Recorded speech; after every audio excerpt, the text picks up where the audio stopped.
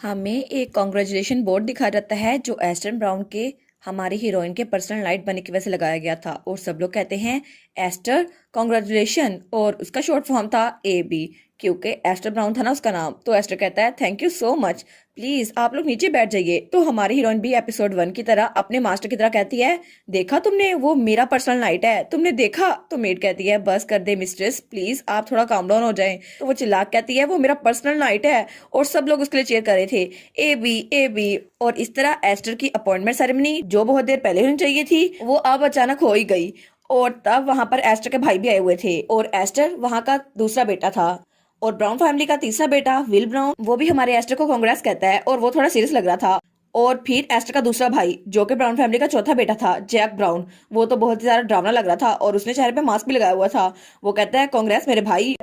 और फिर brown family का पांचवा बेटा क्विल ब्राउन वो भी कहता है कांग्रेस कहूं या ना कहूं और वो भी तालियां बजा रहा था। और उसका जुड़वा भाई जो कि ब्राउन फैमिली का छठवां बेटा था कैल ब्राउन वो कहता है अब मैं श्योर नहीं हूँ लेकिन फिर भी कांग्रेस। और सब लोग उसको कांग्रेस कह रहे थे तो वो कहता है थैंक यू एवरीवन। तो तब सब कहते हैं क्या तुम तैयार हो और सबने अपनी तलवारें निकाल रही थी और वो कहते हैं बस अब तुम्हारी पिटाई खाने का टाइम आ गया। और सब कहते हैं अब तुम मर जाओ, हम सबको जेलस कर रहे थे ना, अब मर जाओ यहाँ से।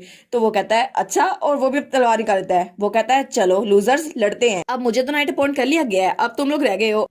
और हमारी हीरोइन वहां आराम से ड्रिंक करी थी। वो कहती है कितना पीसफुल माहौल है ना, लेकिन वहां पर तो जमीन पे एक हिस्से में धमाका ही हुए जा रहा था उसके भाइयों की वजह से।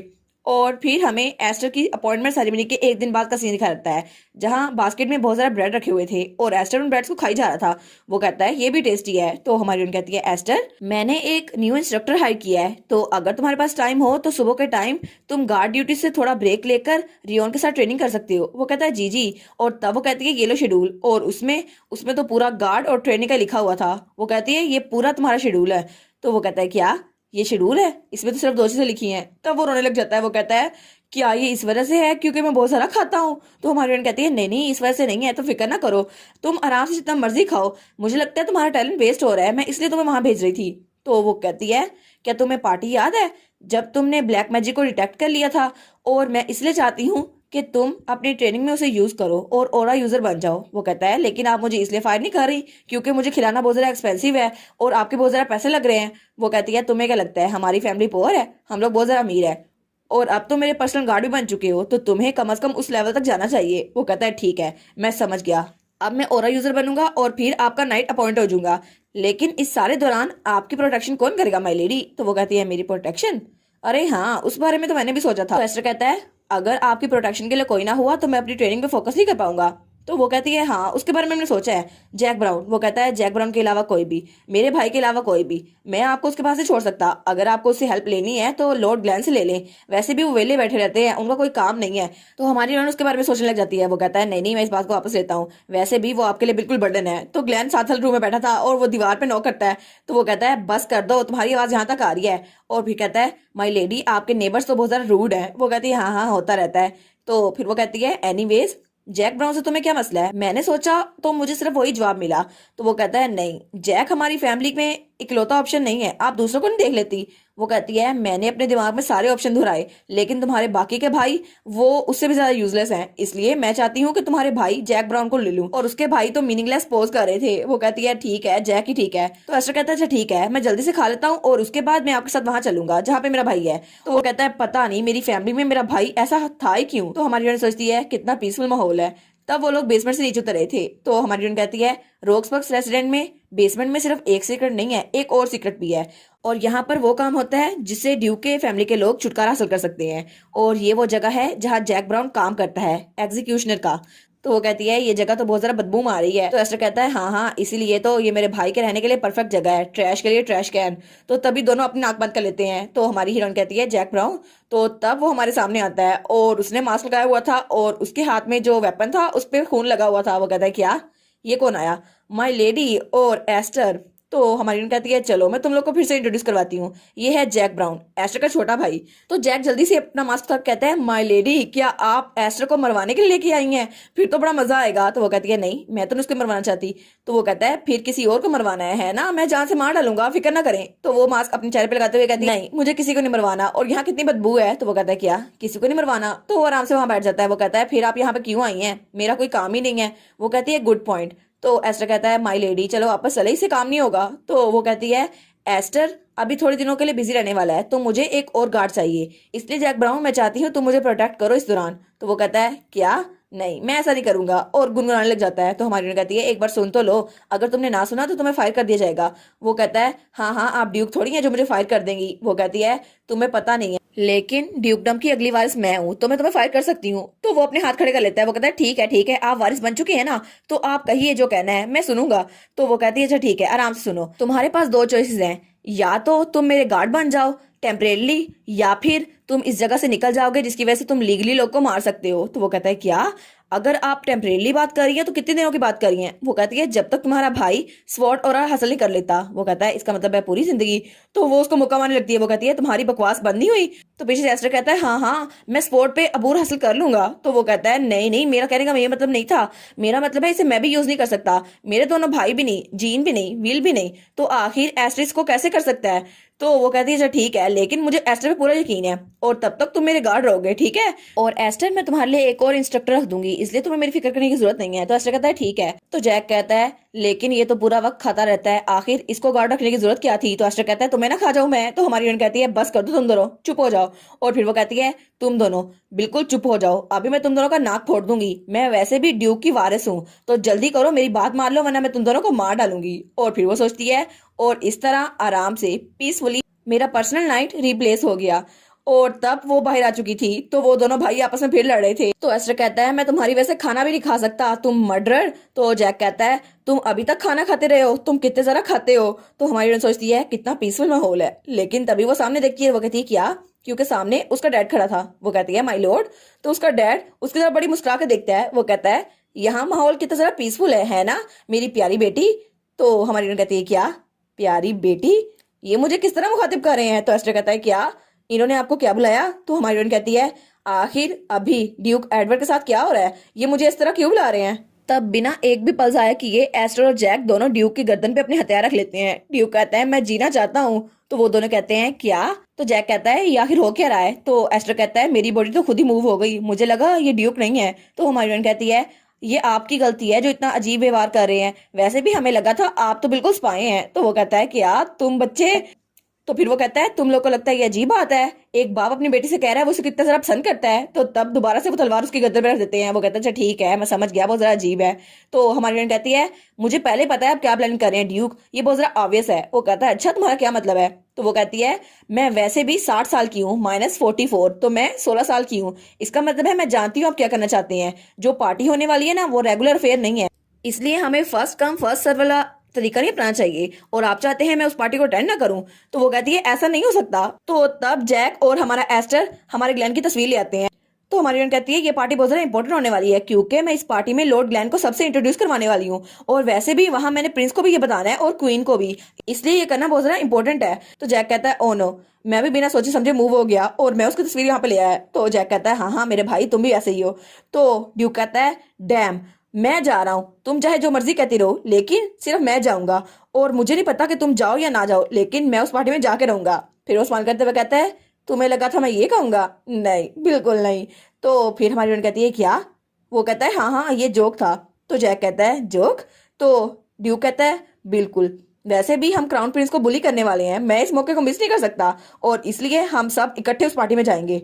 तो हमारी बहन कहती है क्या, लेकिन काम के बारे में क्या, वो कौन करेगा? तो ड्यूक कहता है वेल वो सारा मैंने लुइस पे छोड़ दिया है, मेरा भाई करेगा ना काम। तो हमारी बहन कहती है क्या अंकल लुइस मान गए, क्या वो सच में सब कुछ हैंडल कर लेंगे? तो ड्यूक हंसते हुए कहता है ऑफ कोर्स, अगर ना किया तो क्या कर देगा, बगावत। तो हमारी बहन कहती है क्या? तो वो दोनों एक दूसरे की तरफ देखते हैं। तो ड्यूक स्माइल करता है और दोनों एक दूसरे के हाथों पे हाथ मारते हैं। वो कहते हैं long live the Duke, Duke तो बहुत ज्यादा चालाक है। और हमारी हीरोइन उसका डैड दोनों डांस करने लग जाते हैं। तो वो कहते हैं कितना मजा आ रहा है ना, हम दोनों इकट्ठे पार्टी में जाएंगे, सारा काम उसको करना पड़ेगा। तो वो दोनों बहुत ही ज्यादा खुश थे। तो हमारी हीरोइन कहती है आपसे तो मैंने यही एक्सपेक्ट किया था, आप ड्यूक है और आप तो बहुत ज्यादा अक्लमंद हैं। तो पीछे से जैक और एस्टर सोच रहे होते हैं ये दोनों पागल तो नहीं हो गए। तो जैक कहता है ये हमेशा ऐसे ही थे। तो वो कहता है हाँ हाँ ये ऐसे ही है, बस तुम्हें आदत डालनी चाहिए। तो वो कहता है लेकिन ये दोनों बिल्कुल इडियट है। और उसके बाद हमें रोजलेट के कमरे का सीन दिखा रहता है। तो तभी वहां मेड आती है और कहती है young mistress, sir will brown ने आपको विजिट किया था और उन्होंने एक लेटर छोड़ा है। तो हमारी सोचती है लेटर, अरे हाँ। वो हमें बताती है कि विल ब्राउन जो कि जैक और एस्टर का दूसरा भाई है, और विल ड्यूकडम के सारे इन्फॉर्मेंट्स को मैनेज करता है और वो पूरी लैंड पे फैला हुआ है। लेकिन कभी कभार वो यहाँ आता है और खत छोड़ जाता है जिसमें इन्फॉर्मेशन होती है, और शायद अभी उसने भी यही इन्फॉर्मेशन दी है। तब वो खत खोल के पढ़ती है तो उसमें लिखा था यंग मिस्ट्रेस, जिसने क्राउन प्रिंस के साथ प्रैंक किया था ब्लैक मैजिक वाला, वो फर्स्ट प्रिंसेस थी। तो हमारी कहती है देखा, मुझे पहले से पता था। और वो सोचती है मुझे लगा था यही होगा, लेकिन मुझे पहले से पता था ये कोई अंदर का मामला है, इंटरनल अफेयर। तो उसमें कुछ और भी लिखा हुआ था। उसमें लिखा था ये सब कुछ जो भी हुआ है हमें उसकी वजह से उसे पनिश करना होगा, लेकिन मैं चाहता हूँ आप उसे साइलेंस करवा दे और इसके लिए मैं आपको उसकी पर्सनल इन्फॉर्मेशन देता हूँ। तो तब उसमें उसी विजिट के बारे में लिखा था जो वहां पर आई थी, जो बहुत ज्यादा डरी थी। तो वो बहुत ज्यादा लेजी थी, लेकिन वो चीजों पे बहुत जल्दी रिएक्ट कर दिया करती थी। तो हमारी कहती है गाइस हमें काम करना होगा। लेकिन जैक और एस्टर ने एक दूसरे के बाल पकड़े हुए थे। वो कहती है क्या तुम लोग फिर से लड़ रहे हो, बस कर दो, अब एक दूसरे की जान छोड़ दो। तो तब वो कहती है जैक अभी से इसको रीड करो और जो पर्सन इसमें डिस्क्राइब किया गया है उसकी नेचुरल डेथ होनी चाहिए, ठीक है, अदरवाइज पोर प्रिंस उनको तो चक्कर आ जाएंगे। तो वो कहता है ठीक है, यस सर। तो हमारी कहती है और तुम्हारे लिए मेरा काम ये है कि तुम नया म्यूजिशियन ढूंढो जिसकी वजह से उनको शक ना हो कि हमने किया है, और ये हमारे लोगों में सुना चाहिए। तो एस्टर कहता है यस सर। तो उसका भाई कहता है मेरी कॉपी ना करो, और उसके बाद वो दोनों फिर से लड़ने लग जाते हैं। तो हमारी हीरोइन अपने मेट से कहती है वायलेट तुम जाओ और जैक ब्राउन की मेजरमेंट लो। तो उसकी मेट कहती है यस यंग मिस्ट्रेस। तो हमारी उन कहती है पार्टी तो बहुत जल्दी आने वाली है। और फिर कुछ दिनों बाद एक जगह एक डूबती हुई लाश मिली थी, लेकिन किसी को नहीं पता था वो क्यों थी। लेकिन अचानक ऐसा लगता था वो नेचुरल मौत मरी है, और ये बिल्कुल एक्सीडेंट लगता था, और ये काम किया था जैक ब्राउन ने। तो हमारी उन कहती है अच्छा काम किया तुमने, मैं तो इम्प्रेस हो गई। तो वो कहता है यस सर। और फिर वो कहती है लेकिन तुम ये चोला क्यों पहने रखते हो, तुम्हारा काम क्या है और तुम ये करते क्या हो। और तब उसकी शाल में से वही उसका लेटर ओपनर था। वो कहती है तुम्हारे पास मेरा लेटर ओपन क्यों है। वो कहता है बस कर दे, मुझे सनलाइट बिल्कुल नहीं पसंद। तो वो कहती है क्या तुम्हें क्यों नहीं पसंद, फ्रेश एयर लो और सनलाइट लो, मैं दिन में काम करती हूँ। वो कहता है नहीं नहीं, मुझे ऐसा लगता है जब ब्राइट लाइट मुझ पर पड़ती है मैं प्योरीफाई हो रहा हूँ। तो वो कहती है क्या तुम शैतान हो जो तुम्हें इस बात से डर लगता है। तो फिर हमारी हीरोइन वहां से मुड़ते हुए कहती है एनीवेज इस शीट को लो और मुझे फॉलो करो, मैं रियोन से मिलने जा रही हूँ और मैंने उसे कहा था कि मैं प्रैक्टिस में उसकी हेल्प करूंगी, मैं देखना चाहती हूँ उसने कैसी प्रैक्टिस की है। और तब उसके कमरे पहुंचती है तो रियोन वो तो बड़ा जबरदस्त डांस कर रहा था। तो वो कहता है सिस्टर, और बड़ा खुश था। तो हमारी कहती है वाओ देखो सही तुमने कितना अच्छा बैलेंस किया हुआ है। तो वो कहता है आप यहाँ कैसे आ गई, और वो थोड़ा परेशान हो गया था। तो हमारी कहती है तुम तो बहुत अच्छी प्रैक्टिस कर रहे हो। वो कहता है जी जी। तो पीछे ही जैक ब्राउन था। तो वो कहती है एनीवेज तुम इससे नहीं मिले हैं ना, मुझे तुम्हें इसे इंट्रोड्यूस करवाने दो। तो तब उसको देखता है और कहता है ये कौन है। तो वो कहती है ये मेरा न्यू गार्ड है, चलो तुम दोनों आपस में हैंडशेक कर लो। और तब उसका हैंडशेक करवाती है और कहती है देखा बस हो गया काम। और फिर वो कहती है ये ड्यूक का एग्जीक्यूशनर और मेरा पर्सनल टेम्परेरी गार्ड है जैक ब्राउन। तो जैक उसकी तरफ देखता है, वो कहता है क्या यंग लॉर्ड। तो तब हमारी कहती है रियोन। तो वो कहता है जी जी। तो वो कहती है तुम्हें पता है ना क्वीन की बर्थडे पार्टी आने वाली है 2 दिनों में। तो वो कहता है जी मुझे पता है। तो हमारी कहती है तो तुम्हारा पहला डांस मेरे साथ होने वाला है, तो क्या तुमने तैयारी की। वो कहता है जी मैंने कर ली। तो तब उसका हाथ पकड़ते हुए कहती है तो फिर तुम मुझे दिखा क्यों नहीं देते तुमने कितना जरा इंप्रूव किया। तब वो डांस का स्टेप शुरू करती है और वो अच्छा कर रहा था, और दूसरा स्टेप वो भी अच्छा कर रहा था, और बेसिक स्टेप वो तो काफी ज्यादा अच्छा था। तो हमारी कहती है वाह तुम तो बहुत ज्यादा अच्छे हो, अब नेचुरल टर्न लेते हैं। और नेचुरल टर्न वो दोनों बहुत ज्यादा जबरदस्त ले रहे थे। तो हमारी कहती है तुम तो डांस में बहुत ज्यादा अच्छे हो गए हो, लगता है तुम बहुत हार्ड प्रैक्टिस कर रहे हो, क्या हम आगे डांस करें। तो वो कहता है जी बिल्कुल। तो तब हमारी हीरोइन बहुत ज्यादा मुश्किल स्टेप लेती है, लेकिन डांस से ज्यादा तो वो लड़ाई लग रही थी। तो रियोन कहता है सिस्टर ये क्या है, और उसका व्यू पॉइंट तो बहुत अजीब था। तो तभी वो धड़ाम से नीचे गिरता है। तो वो कहता है ओ नो। तो हमारी कहती है ये कितना जरा क्यूट है, मेरा दिल करता है इसको और टीज करूं। तो रियोन कहता है मुझे माफ कर दे, मैं अभी भी इसमें नया हूं। तो हमारी कहती है नहीं नहीं तुमने अच्छा काम किया, अब खड़े हो जाओ। और वो सोचती है ये डैम जीन्स, मैं भी हर चीज बहुत ज्यादा जल्दी सीख लेती हूँ। तो वो कहती है तुम्हें बेसिक्स आती है ना, तो बस फाइनल डिटेल्स रह गई हैं, हम वो सीख लेंगे, और वैसे भी इससे फर्क नहीं पड़ता, मैं तुम्हारी डांस पार्टनर होने वाली हूँ, तो तुम मुझसे लर्न कर सकते, वैसे में मैं थोड़ी देर बाद तुम्हारे साथ प्रैक्टिस करूंगी, चलो आराम से सीखते हैं। तो रियोन खुश होते हुए कहता है सच में, फिर तो बड़ा मजा आएगा। तो पीछे से जैक उसको देख रहा था, वो कहता है क्या सच में। तो वो बड़ा मशकूक होकर हमारे रियोन को देख रहा था। वो कहता है ये लिटिल रोड, सच में ये गिर गए थे या नाटक कर रहे थे? तो हमारी हंसते कहती है हाँ हाँ ऑफ कोर्स मैं तुम्हारे साथ डांस करूंगी। और फिर वो कहती है मेरा प्यारा लिटिल रियोन। तो रियोन हंसते हुए कहता है थैंक यू सिस्टर, मैं आपका इंतजार करूंगा। लेकिन रियोन वो तो जानबूझ के गिरा था क्योंकि उसको अपने बहन की टेंशन चाहिए थी। लेकिन जैक को तुम्हारा राज पता चल गया रियोन, अब जरा उससे बच के रहना। और इसी के साथ ये वाला पार्ट यहीं पर ख़त्म। तो आप लोग बताइएगा आप लोग को ये पार्ट कैसा लगा, और वीडियो को लाइक और चैनल को सब्सक्राइब लाजमी कीजिएगा। बाकी वीडियोस का लिंक भी स्क्रीन पर नज़र आ रहा होगा, तो काइंडली उनको भी चेकआउट कर ले। और thank you so much for watching my videos. Stay safe, bye bye.